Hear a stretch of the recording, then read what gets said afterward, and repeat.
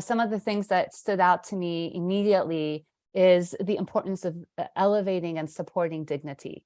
And I think when we think about some of the biggest hindrances and in elevating and moving forward, hindrances in the human rights of older persons and just the existence of older persons in our day-to-day society, is these narratives that we have, these conditionings that we've that have occurred through ageism, and these ideas that once we reach a certain point, all of a sudden we conflate this idea that by supporting other people, we have the permission to take away their agency and to begin to do things for them, make decisions for them. So this elevation of dignity, I think, is vital. And I think creative practices are inherently help create a foundation for that, just because of the way that we enter into creative conversation.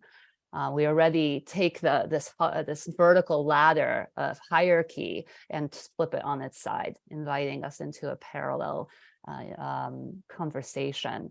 I also loved your, Heather put into the chat the words representation. But I was thinking about, when we're thinking about co-designing, thinking about the honoring people's lived experience, that they're experts in their lived experience. Right? That I think that you highlighted that so beautifully, that each individual knows. Yes, each individual understands their lived experience. They're the experts in their life. And so our role, or at least one of our roles, is to perhaps understand when we step into a space that for some people, especially depending on where in society we live in, sometimes we need to cultivate a space that allows, that helps illustrate that trust, that we are not there to help reinforce some of those narratives, that we are actually there to find ways to offer tools to elevate those individual voices. I'm wondering if you could speak a little bit about, you mentioned that some of these individuals had never touched a VR set before, I'm imagining that had perhaps never engaged in the co-creative, co-design process.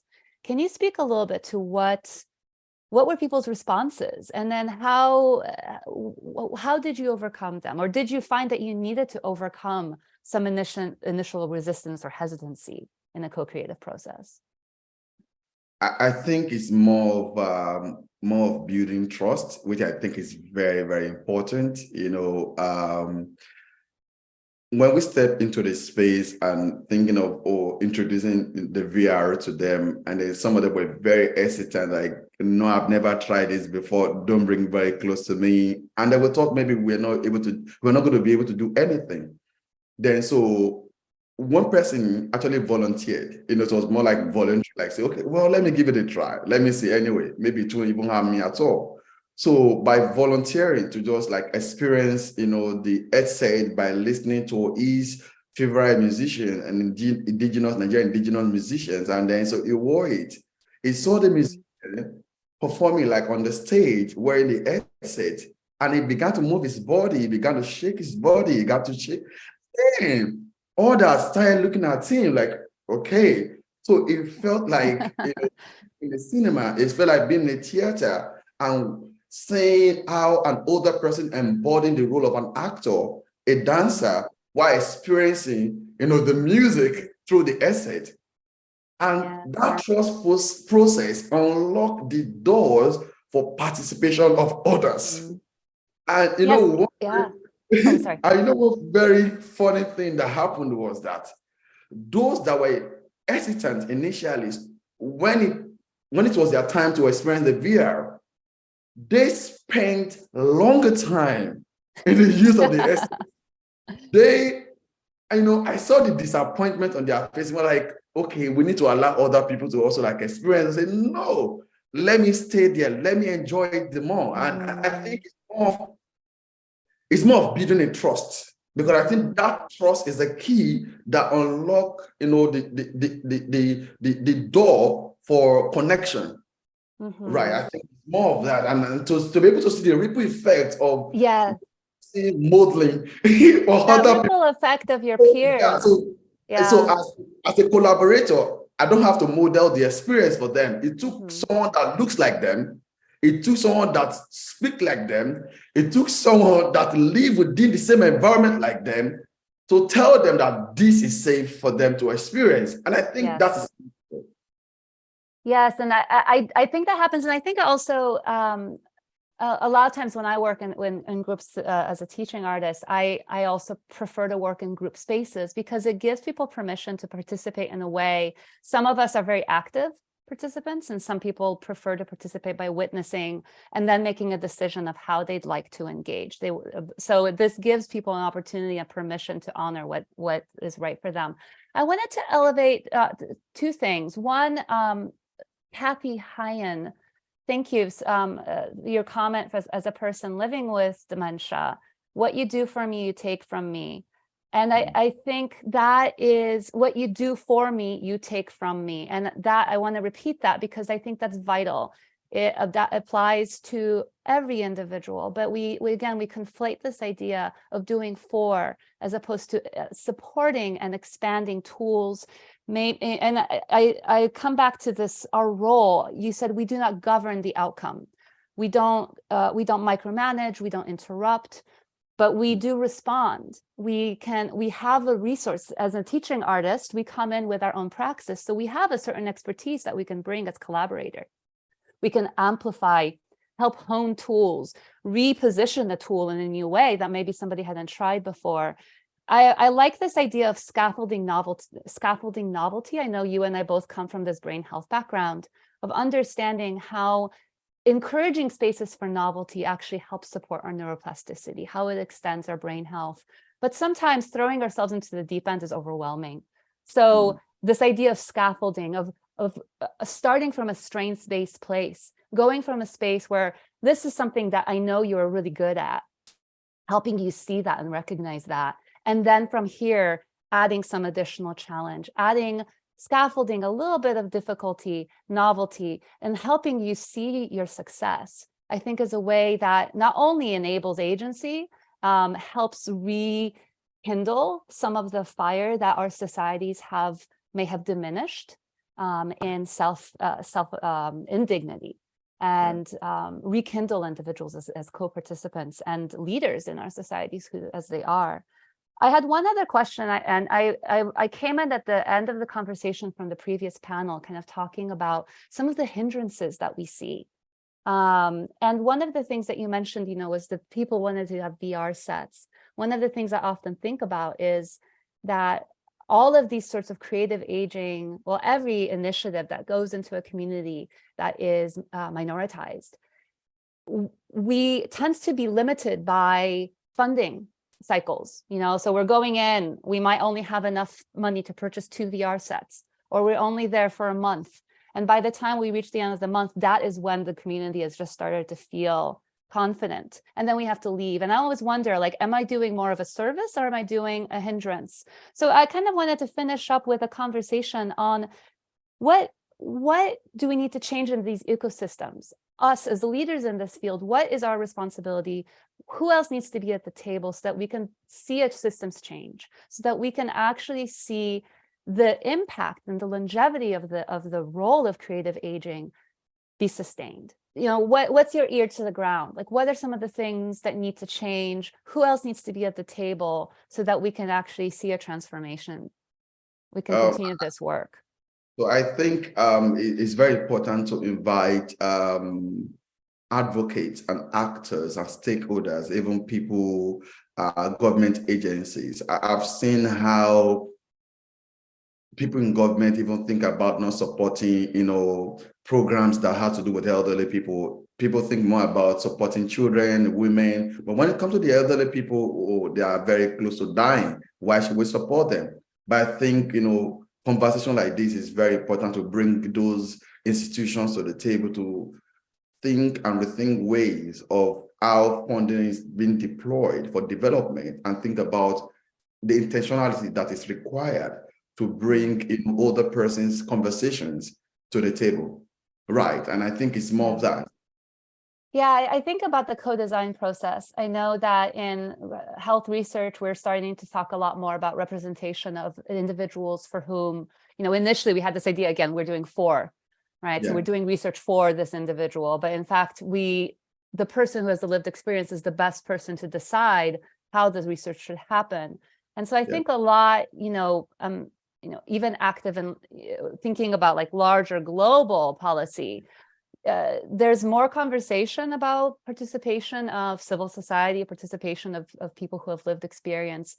But I wonder, for us as creative aging leaders, how might we push forward so that we can maybe change that narrative, less about outcomes that we see at the end of something, and more about thinking about sustainability, that it's actually the continuity and the reliance on some of these practices that actually has the effect.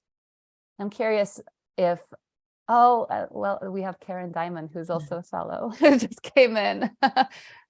Welcome, Karen. I know you just joined in, but hello. Magda, I'm going to jump in too. I know we want to get to a couple of the questions, and one of the things that just struck me from what you both were discussing around sort of who else needs to be in the room, so to speak. Mm-hmm. I think this is a question for us, like when we set a table for creative aging, who's here and who's not here? How do we make a bigger table? I think about that for this summit, right? Mm-hmm. Who's represented over these past 2 days, who's not here?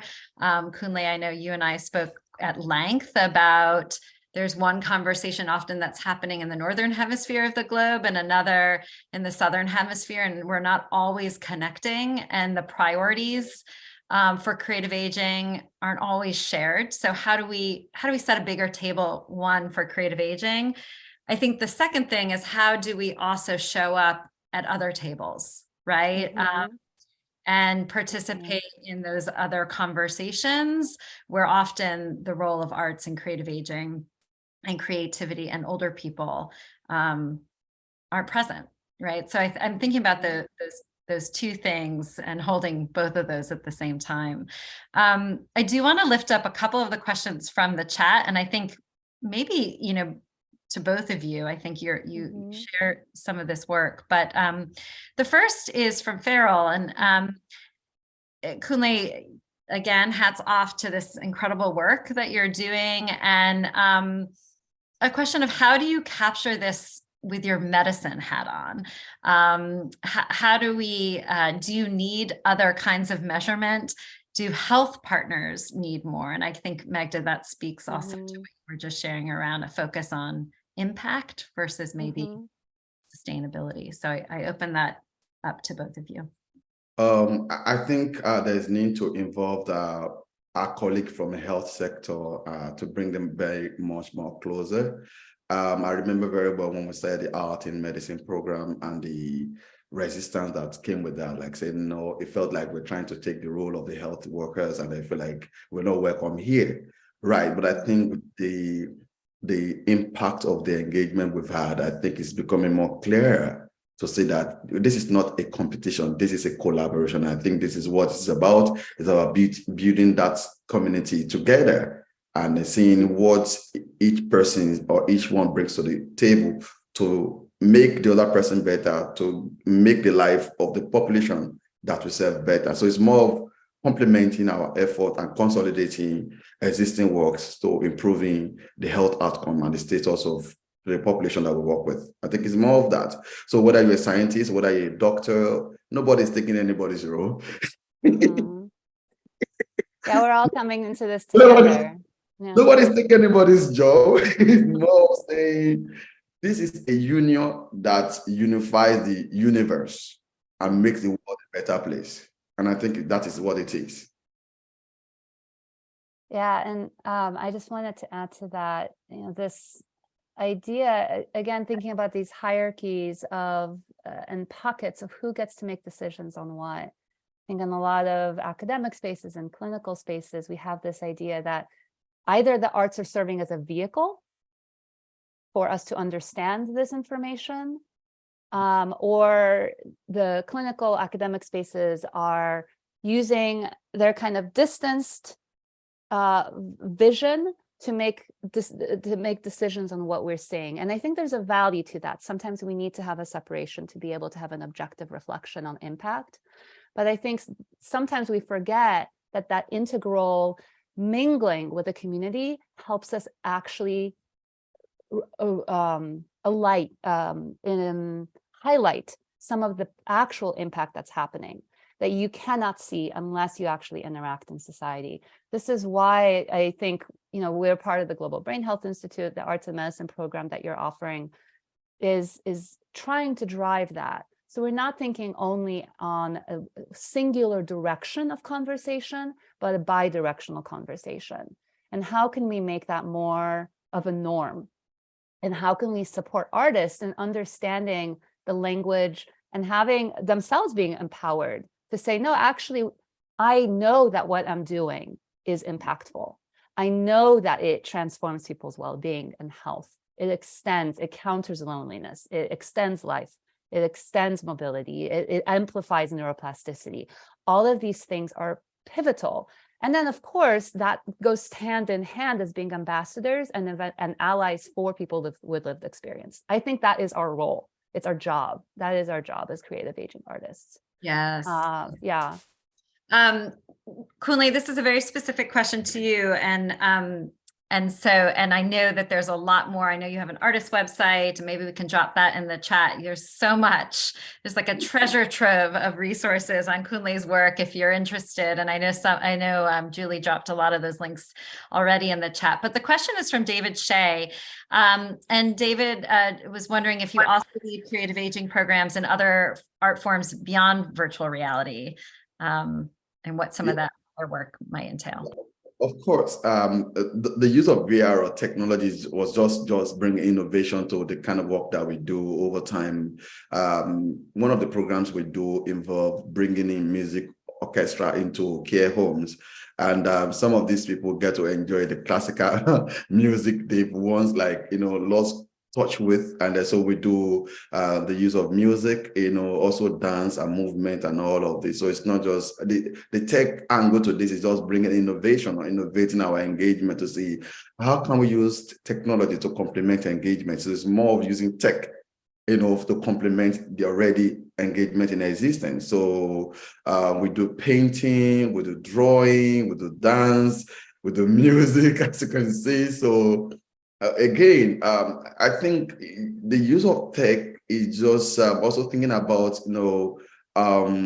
tech poverty and how we are able to bring in accessibility for older persons, and seeing how they can also be part of that community, part of that process, just part of that experience and what it means for them, right? I remember an elderly person who get to participate in our VR session who said, she want to travel back home. So through the use of the technology, and the collaborating with these seniors, is promote indigenous tourism. Many young people, many older persons want to travel to England because they say, England is a beautiful place, just like where I'm living now. Many people want to travel to US, they travel to US using the asset. We've seen that. But on this particular day, when this particular older person mentioned she want to travel back home, home could be metamorphorical. It could be a metaphor. It could be, and then there could be many things she's missing back home. And then so what we did was, we're able to create that experience for her, and that she traveled back home. So seeing how cultural agency and co-designing help to promote indigenous music, indigenous tourism, which I think is these are the things we are losing touch with because of civilization. Civilization helps us to lose touch with our identity. We want to look like the older person. We want to enjoy the life of the older person. But there's so much richness in what we have, where we are. But again, because of rush for the things, for greener pasture, we lose touch with our identity. We lose touch with our culture. So engagement with this older person was a reminder of our identity, who we are, where we're coming from, and what we have.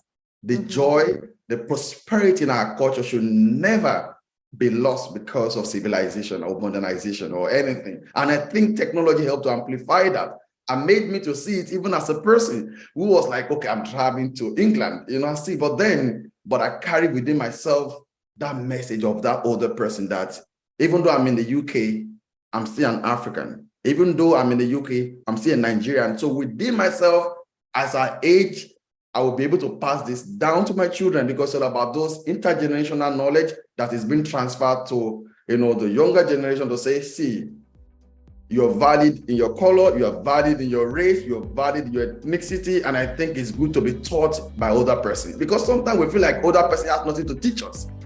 But there's so much to unpack, to learn from them. And I think I've seen that in many of the engagements we've had.